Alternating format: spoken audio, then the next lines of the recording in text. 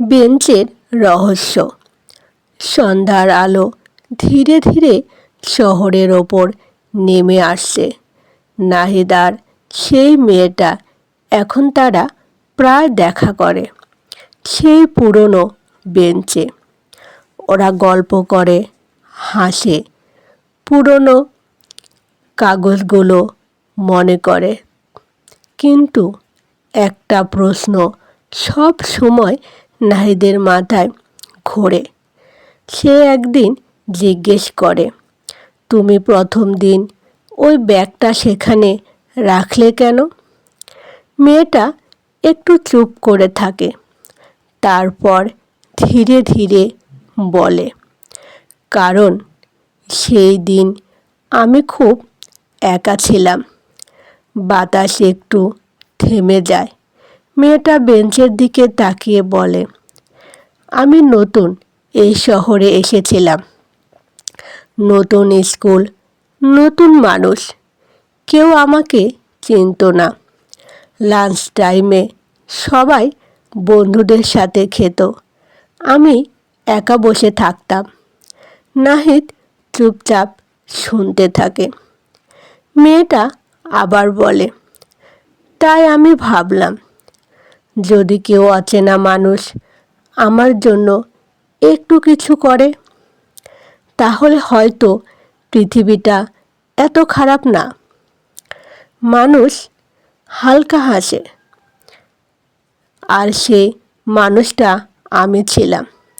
মেয়েটা মাথা নাড়ে, হ্যাঁ, কিন্তু মজার কথা কি জানো? নাহিদ অবাক হয়ে তাকায়। কি? মেয়েটা বেঞ্চের নিচে আঙুল দেখায়। এই বেঞ্চটা শুধু আমাদের গল্প না। নাহিদ নিচে তাকায়।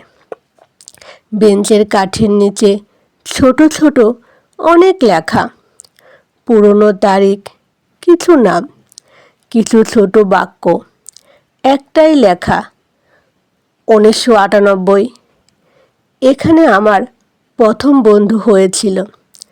আরেকটাই, 2007, কেউ আমার জন্য এখানে চকলেট রেখে গিয়েছিল। আরেকটা, 2015, অচেনা মানুষও ভালো হতে পারে। নাহিদ অবাক হয়ে যায়। মেয়েটা ধীরে বলে, মনে হয় অনেক বছর ধরে এই বেঞ্চ মানুষকে বন্ধু বানাচ্ছে। ঠিক তখন পাশে একটা বৃদ্ধ মানুষ হাঁটতে হাঁটতে থামে। তিনি বেঞ্চটার দিকে তাকিয়ে একটু হাসেন। নাহিদ জিজ্ঞেস করে, আপনি কি এই বেঞ্চটা চেনেন? বৃদ্ধ মানুষ মাথা নাড়ে। অনেক বছর আগে আমিও এখানে একটা চিঠি পেয়েছিলাম। নাহিদ আর মেয়েটা একে অপরের দিকে তাকায়।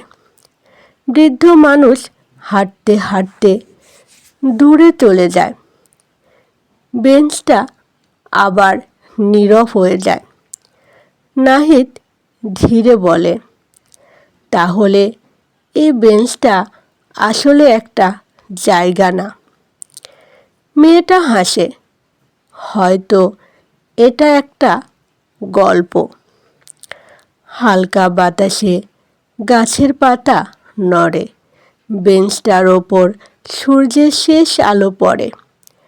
আর মনে হয় এই বেঞ্চে আরও অনেক গল্প শুরু হবে। কিছু জায়গা শুধু বসার জন্য না, কিছু জায়গা মানুষকে মানুষ বানায়।